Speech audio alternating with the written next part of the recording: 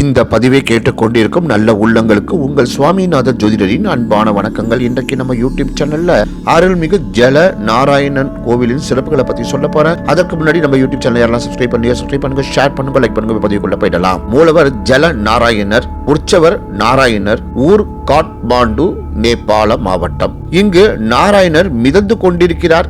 இங்கு இவரை புத நில்காந்தா என அழைக்கின்றனர். இதற்கு நீல தொண்டை என பொருள். பார்க்கடலில் பள்ளி கொண்டிருப்பவர் பரந்தாமன். இவர் தன் திருவுருவத்தை பூலோக மனிதர்கள் தரிசிக்க வேண்டும் என்று திருவுள்ளம் கொண்டவர். எனவே அச்சா மூர்த்தியாக பூலோகத்தில் பல திவ்ய தேசங்களில் எழுந்தருளிருக்கிறார்.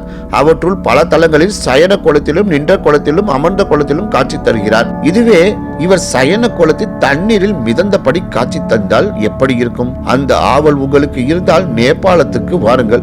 அங்கு காட்மாண்டு பள்ளத்தாக்கில் சிவபுரி மலை அடிவாரத்தில் ஜல நாராயணராக அருள் புரிகிறார். விஷ்ணு தூக்கத்திற்கு செல்லுதல், எழுப்புதல் என ஹரி சயனி, ஹரி போதனி என்ற பெயரில் திருவிழாவாக கொண்டாடப்படுகின்றன.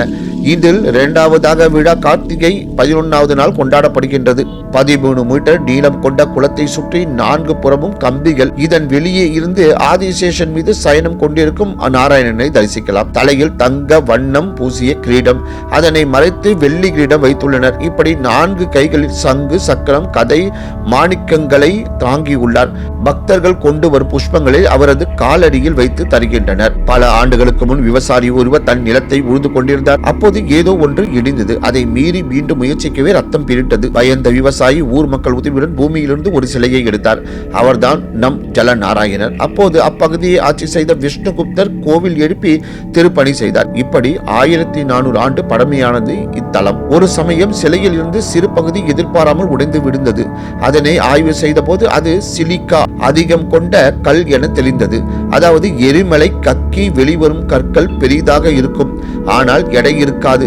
அதனால்தான் இங்கு நாராயணன் மிதந்து கொண்டிருக்கிறார். இங்கு இவரை பூத நீலகாந்த என அழைக்கின்றனர். இதற்கு நீல தொண்டை என பொருள் என்று கூறி இந்த சிறப்பான ஆன்மீக பதிவை நிறைவு செய்ய நன்றி, வணக்கம், வாழ்க வளமுடன்.